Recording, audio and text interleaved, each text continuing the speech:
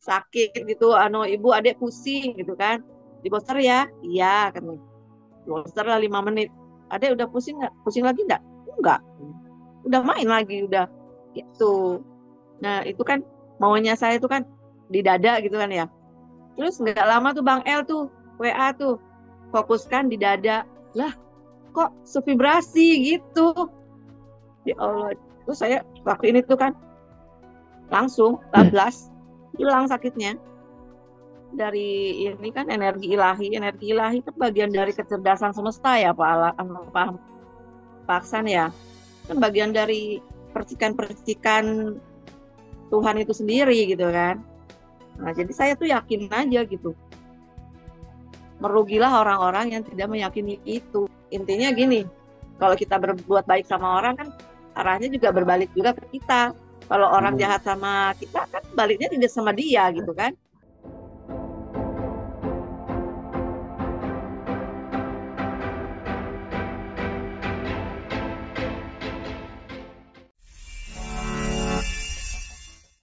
Saya tuh ya banyak sudah saya booster anak saya kemarin itu. Ya udah, tambahin, saya mau dengerin nih.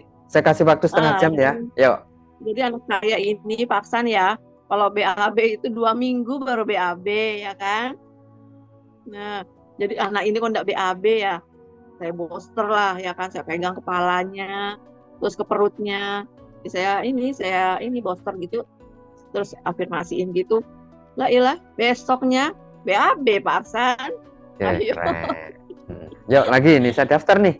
Ini saya tulis loh ini. Kadang kalau dia sakit gitu, ibu adek pusing gitu kan, di booster ya, iya kan, booster lah 5 menit, adek udah pusing nggak, pusing lagi enggak, udah main lagi udah gitu.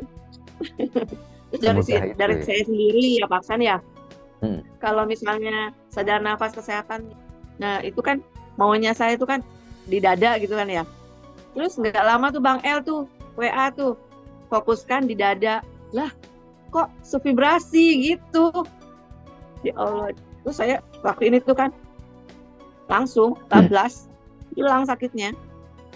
Itu. Sakit yang mana Bu? Kan waktu saya tuh sakit dada nih tembus sampai ke belakang gitu Pak Aksan ya. Jadi saya tuh nanti kalau nanti sadar nafas kesehatan nih maunya nih fokuskannya di dada kayak gitu kan. Nah itu nggak lama itu Bang L tuh kirim itu fokuskan di dada. Wah sip ini dalam hati saya gitu. Iya ya, connected ya. Langsung gitu.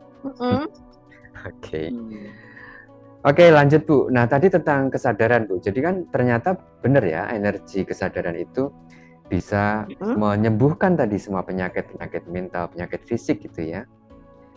Nah menurut Bu Kartini, mengapa bisa begitu?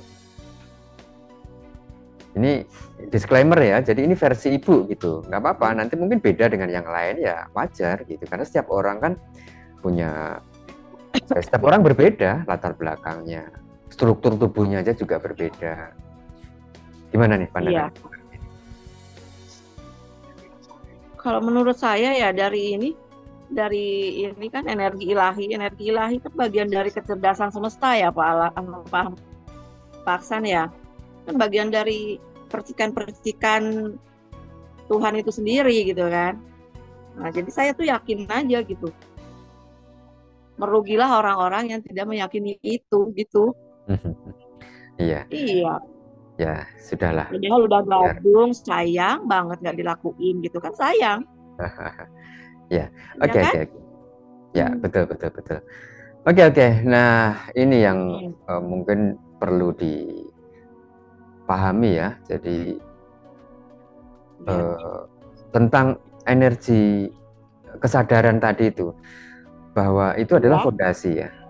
Fondasi ketika orang sudah mencapai level kesadarannya naik, lalu dia tahu gitu bagaimana energi bekerja, itu ya dia akan sembuh penyakit atau keluhan mentalnya, karena biasanya karena semua penyakit itu kan berasal dari pikiran itu terkait dengan mental ya.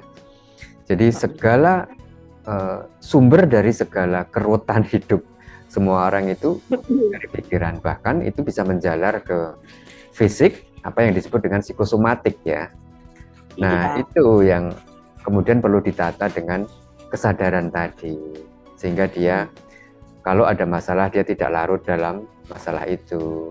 Kemudian ya tadi itu ada orang yang sekali saja sial, kemudian berdampak memburuknya vibrasi ya, dia akan terus menarik kesialan-kesialan yang lain. Gitu. Iya. Nah, pernah nggak Bu? Oke, pernah nggak Bu Kartini mengalami seperti itu? Nggak pernah sih. Wow, Nggak pernah. keren ya. Karena pikiran saya tuh positif aja paksan gitu. Nah, kadang-kadang pikiran positif itu kadang bisa dimanfaatkan sama orang loh Bu. Gimana Bu? Betul. Tapi belum pernah mengalami seperti itu kan, lalu kemudian dimanfaatkan orang gitu. Dengan kebaikan Ibu gitu. Saya biarin aja sih. Hah?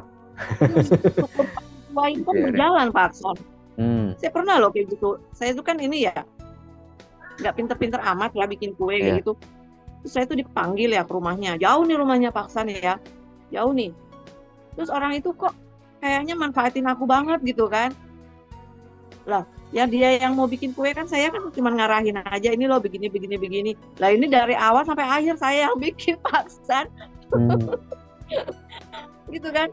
Terus pulang-pulang tuh, ya wes, kayak gitu aja. Jauh lagi rumahnya, ayo. Tapi saya, sudahlah. Kan saya ikhlasin aja gitu kan, saya ikhlasin. Intinya gini, kalau kita berbuat baik sama orang kan arahnya juga berbalik juga ke kita. Kalau orang jahat sama kita kan baliknya tidak sama dia gitu kan. Itu. Ya, keren. Ya, wah keren. Saya jadi ingat ya, ada cerita tentang seorang guru honorer di suatu sekolah di kota A gitu ya, di kota A dia guru honorer di situ. Lalu karena menikah dia pindah ke kota B. Nah, pada saat si guru honorer ini berpindah ke kota B, nama dia tidak dicabut dari kota A tadi, di sekolah kota A, sehingga database dia masih tercatat di dinas pendidikan atas nama dia gitu Bu. Iya. Nah, karena database-nya masih tercatat di sekolah di kota A tadi, maka dia setiap bulan mendapatkan honor dari dinas pendidikan Bu. Dan honor si guru tadi itu diambil oleh sekolah tadi itu, sekolah A di kota A. Padahal si guru ini sudah ada di kota B. Iya. Nah, si guru honorer tadi tahu ketika dia sudah pindah ke kota B dan kemudian namanya belum dicabut dari kota A, lalu honornya diambil oleh orang lain, itu dia tahu, tetapi dia tidak mempersoalkan. Dia ikhlas dengan itu.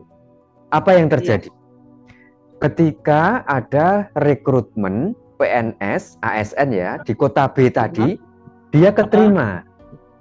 Gara-gara database dia di sekolah di kota A tadi tidak dicabut, meskipun dia dicurangin karena honornya diambil oleh orang lain. Iya. Kalau dia belum berkesadaran, pasti dia akan menghujat sekolah di kota A yang mengambil honornya.